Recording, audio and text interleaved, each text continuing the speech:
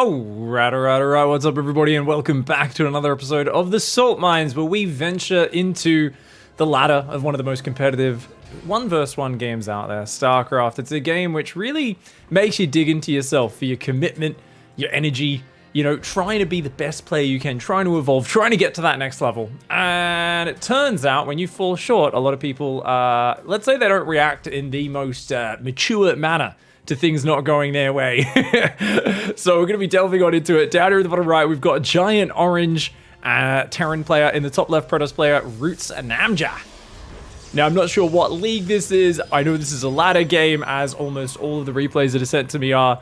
And we're going to see exactly who, you know, just has the stronger mentality, who can weather it. And as we've often found out during this show so far, I mean, we've done a bunch of episodes. This is, I think, episode 9. What are a few of the lessons we've learned? Well, even just last week, we did learn something about justice, right? We learned something about gloating too early. I remember back in the day, Katz, actually the team owner of Team Root, by the way, I believe it was him who said, never prioritize BM over macro. Never prioritize your bad manners, your taunting of your opponent, overspending your money. And I think it was last week we did have a little bit of a go home noob comment in the chat. And we did realize that sometimes that does bring down your opponent's ire upon you.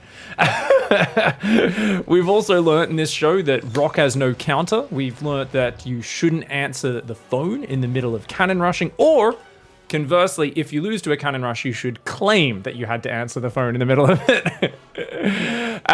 Also, by the way, any standard harassment, if it's unusually successful, say you go across with a Reaper, a couple of Adepts, anything like that, if it does a lot of damage, it becomes a cheese. So this is another thing, and this is why this show, it's a multi-purpose show. It's not just entertainment. We're not just laughing at these players as Namja puts a pylon down in here. What the heck? But this is also about, I think, honestly, teaching us to have extra excuses in our back pocket. I've been saying for years, if you guys want to be an expert StarCraft player, you really do need to make sure you always have not just one excuse, not just two, but at least 3 or 4 excuses in your back pocket. You know, oh, I wasn't trying. Oh, you know, it's a bad time of day. I woke up on the wrong side of the bed. Someone called. There's got to be something there, because otherwise you will have to deal with the fact that you didn't play as well as your opponent, and none of us want to do that at all. Let's be real. None of us want to take responsibility for our losses, and pro gamers don't either, guys. Pro gamers are actually the most expert at this, at saying, oh, you know, nah, my condition wasn't right. The mouse was wrong. The monitor was flickering a little bit. You know, you've got to come into your games with that. You got to have a little bit of padding. Much like in some combat sports and physical sports, they'll wear, like, you know, pads, padding, helmets. In StarCraft, you got to pad your ego, okay, guys? So get ready for it. Now, so far, Namja's gone for a pretty standard expand. Did get the double gas up a bit quickly. He's going second gate, Sentry, Robo. Has a Stalker and a Zealot out. And this is a double gas opening for Giant Orange. So this is a 3 Reaper, 2 Hellion, kind of a TVT-style build order. Is going Factory, Tech Lab, Reactor on the barracks. So this has, like, actually become a lot more common against Protoss only recently. U-Thermal, especially a big fan of it. Oh, Sentry out in the open. Oh, the Sentry does at least block them from getting up the ramp, but it goes down in the process. There's no shield battery, and Namja's building more Sentries. Also, that Zealot doesn't appear to be control grouped. Oh, of course, there's no control groups for Namja on the army, which means the Zealot's been forgotten about. Force field, Namja, force field. Oh, no. Okay, the Zealot is coming over here trying to help out, and the Stalker's already down, though. Oh my god, there's no units. There's no units at all here. Namja did not build a shield battery. Namja even scouted that this was a double gas opening, and yet didn't actually build any good fighting units. Just needed to build a few Stalkers instead of Sentries and would have been fine here. Probes are taking massive damage right now, but these 2 Stalkers should be able to defend. Their Stalkers do very well versus these units, but actually the second Stalker on the top a little slow to get up there. Finally, a Reaper goes down. The Probes are going to try and run away. They could actually fight. Good surround on the Hellion, and that should finally shut this one down. But not before a good amount of damage goes in. 6 Probes. I don't think that's game ending, because remember, Namja does have the quicker expand. So if Namja's quick to just chrono Probes behind this, should be able to bounce back from that damage. And he's going to start an Observer, chrono boost that. Probably should be chronoing Probes. We always talk about, you know, bouncing back from damage to chrono Probes being the big move, but Namja should be able to recover. Behind this, 30 SCVs, 5 worker leads, pretty sick for Giant Orange. And Cloak Banshees, we've got Marines, which can load up in the bunker, Siege Tank on the defense. Only 1 tank, but without like a Warp Prism or Blink to get in the main base, that should be totally fine. Namja's now back on gas, and looks like he's getting a 3rd gateway as well. So I think Namja could recover in this game. Really depends how good Ancient Giant Orange's follow-up is. And man, Giant Orange is really macroing very well. They're both playing at very high APM as well. 233 APM for the Protoss. Wait, what are you clicking on? You don't even use control groups for your army. What? This is bizarre. Has Nexus control group 1, control group 2. Oh, so they're using their main control groups just for their Nexus, and then a random probe is on control group 3. That's fascinating. Meanwhile, the Reaper is here. We've got an Observer coming over, but it didn't go in. If it goes in, it could see that Cloak is coming out and Banshees, and then you'd be ready for it, but Namja's only checking for the expansions, and that is potentially a big issue. Giant Orange is playing what is clearly a well-mapped out build order, and I mean, this must be like Masters or something. Maybe not Masters, because that...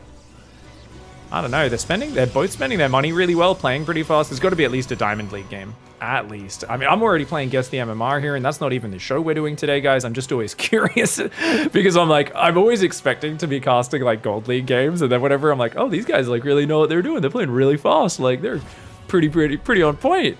Very good play. So, looks like 4 gases. No third command center just yet, but he's got stim, shields, like a really clean bio transition. What's interesting is this Observer never went in to scout the production for Namja, and that's a huge mistake because these Banshees have snuck across. So the way this is going to work is basically they're going to go in now, now that there's 2 of them, enough to one-shot probes and Cloak.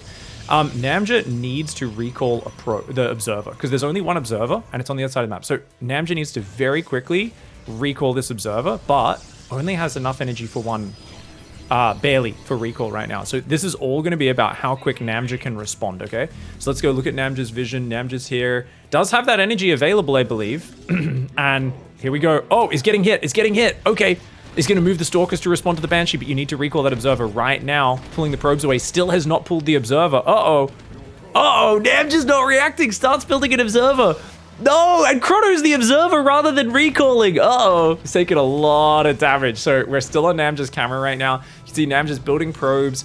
Is kind of doing a lot of things, trying to build cannons, but where are those Stalkers? The Stalkers are still in the natural. They're not up here. Finally, the Stalkers and the Observer are coming up, but the Observer is just idling above the Robo. It still has not been moved down here. The Stalkers are being microed, but oh no, Namja appears to be F2ing. And oh no, Namja F2ing to the natural, bringing them down, and the Banshees just go straight back in the main. Oh, I think I know who's going to be raging in this game, guys. I think we know who the Salt's going to be coming out of. This is textbook play for Giant Orange. You non-playing Brood War idiots think you're good. It's hilarious. What? No skill, SC2, Noob Fox. This is coming from the guy who doesn't use a single control group on his army. He's literally only using F2. You can tell he's not control grouping his army. Giant Orange says, you're complaining about my skill?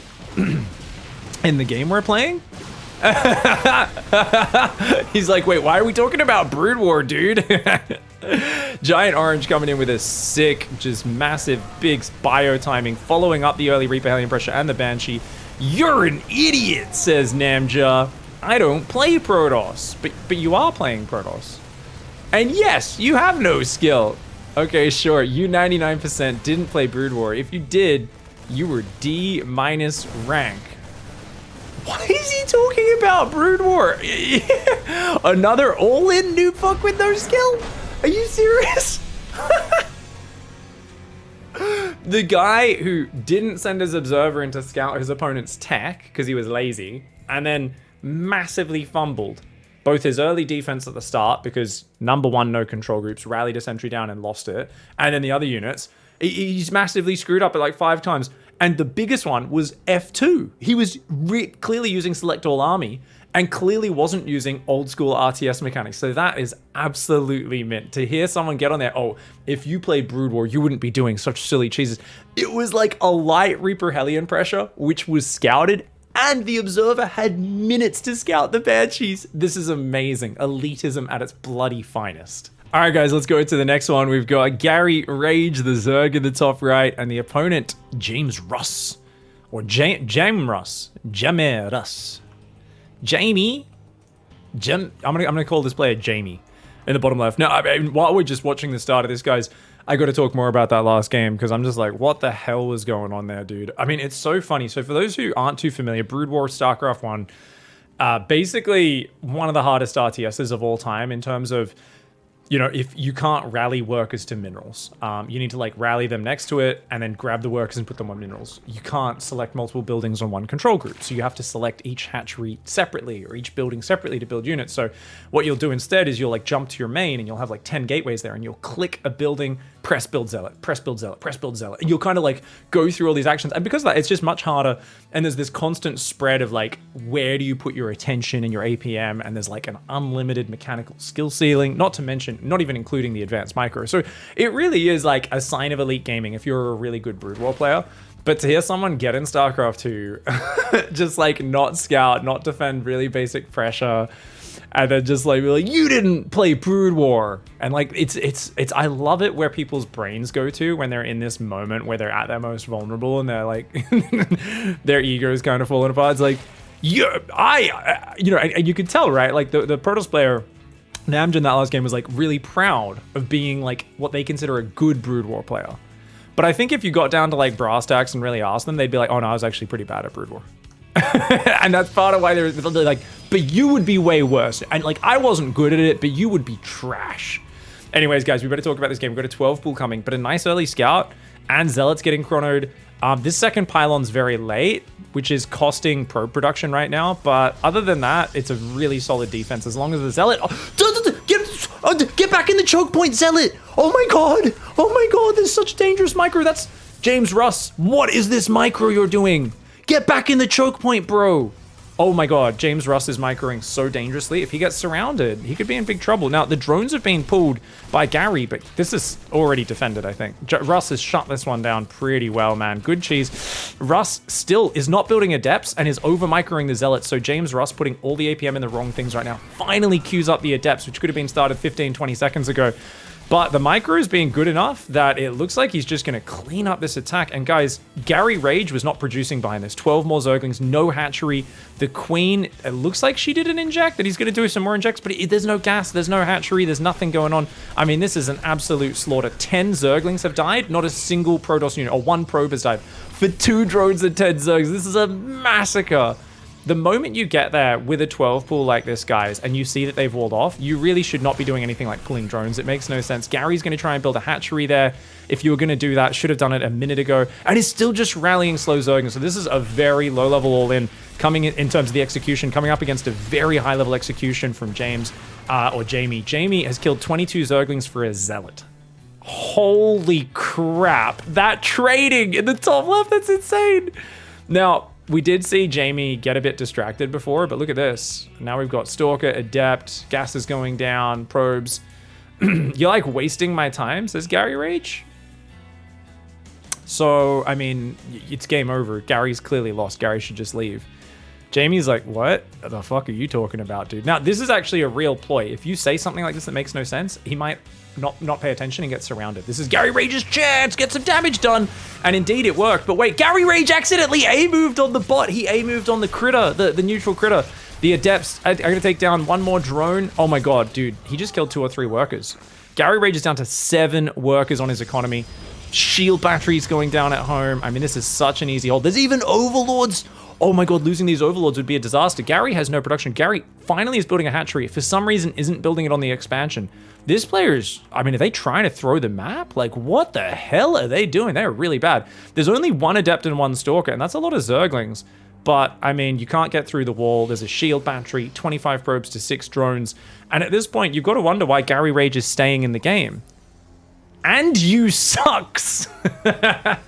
And you sucks. You sucks kick. You sucks a kick. All right, so here we have a very advanced attack. Now, guys, remember, Gary's been playing with 170 APM average and has been doing almost nothing with it. Look at this. The shield batteries are healing the gateways. The Stalker's up to 4 kills. The Adept's there. I mean, we have still got a more than 6-to-1 kill rate for the Protoss player right now. It's just hit 1 for 7, and that's including losing 2 probes. I mean, this is an absolute slaughter. Gary right now, what is this player? Was this the plan? Like, the thing is, we haven't even got a real insight into their mindset. They're just like, you like my time wasting. It's not even you like wasting my time. You like my time wasting and you sucksk. And their name is Gary Rage. So they're at least a little self-aware that they rage. Learn to mycore man. Ha ha ha ha ha ha. Jamie's just like done a really clean defense, is going Glaive Adepts, Prism, building lots of probes, is very confused. Don't even realize? Okay, Gary is still just massing Zerglings off a 2 macro hatch, 7 drone economy. I don't think this is going to distract him into allowing you to win. He's still got batteries. I defended your 12 pool quite well. What more do you want, says Jamie. No! No! It wasn't, man! Oh, okay, so Gary is a believer in the secret. Gary's like, if I just believe you didn't defend it well and tell you you didn't, then you didn't. That's how it works, man. Oprah told me. Oprah is the #1 StarCraft 2 coach. For those who don't know, I've actually retired from StarCraft coaching, and I recommend everyone, if you guys do want to get StarCraft coaching, go over to Oprah or any of the people who are working on the secret. You don't realize? You don't realize? I think at this point, Jamie's a bit shook because he's realizing that he is in a duel to the death with a homeless guy that is trying to bite him at this point, or was trying to bite him, but now he's just kind of pointing at him and laughing and saying, "You lose, you lose. Look at you in your intact clothing with your credit card and your home and roof and stuff." Like it's a weird situation. Jamie's like, "I think I won," but the homeless guy's like, "Oh, you're such a peasant. You don't even understand." Oh, and he's still rallying Zerglings at 170 APM. Can we go to Gary's camera, guys? We got to watch this from Gary's camera. What's Gary looking at? So Gary's like, build 2 Zerglings. Look at the front. Run forward with the Zerglings. Yep, he's still got a completely impenetrable wall off. Now run my Zerglings back. Now inject a hatchery. Now notice 7 Adepts going into my main that are going to kill everything. Move my whole army home. Ah ha ha ha ha. Oh my god, guys, this is insanity. What, is this how you spend your time? Oh no, says Gary. Gary's now moving the front with the Zerglings. Is like, haha, look at this surround. Yeah. Yeah, let's hope he forgets the battery overcharge, hey? The batteries are dry. He's killed. He gets an Adept. Guys, Gary gets an Adept kill. He gets an Adept. Oh my god, he's going to get a second one. He just kills 2 Adepts. That was 45 Zerglings for 2 Adepts. Guys, the kill rate continues here. It is 8 units lost for the Protoss player to 120 for the Zerg. Ah, I did it, says Gary. Gary finds a victory at 8 minutes. I did it. Haha. Is he saying... Is it because he survived 8 minutes? Oh, Gary's teaching us a lesson. Guys, changing the goalposts. Changing the goalposts. I've always told you guys, that is one of the best things you can do to improve your ladder experience. What you do is you just change the goalposts. And if you can do this fluidly in a match, it's fantastic. So what Gary did, once he realized his all-in failed, he said, if I survive to 8 minutes, it counts as a win. And through the power of belief and confidence, he told himself that was true, believed it, hit the 8-minute mark, and was like, I did it, I won this video game. And that there is the power of delusion. Enjoy, everybody. Try it out at home. Don't forget to show up with your excuses in your back pocket, and you also can just have a completely beautiful ladder session with no harm to your ego next time. Thank you very much for watching, guys. I hope you enjoyed this show. If you enjoy more rage, complaints, whining, and absolutely just weird mental tricks that players try to pull on their opponents, click on some of the other videos that are around the screen over here. We'll see you guys in the next episode, and thanks for watching, guys. Check out the Patreon down below. Let us know your thoughts on the people that have raged the most, and submit your replays for the next episode down below. Info's in the description if you want to submit your replays. Bye, guys.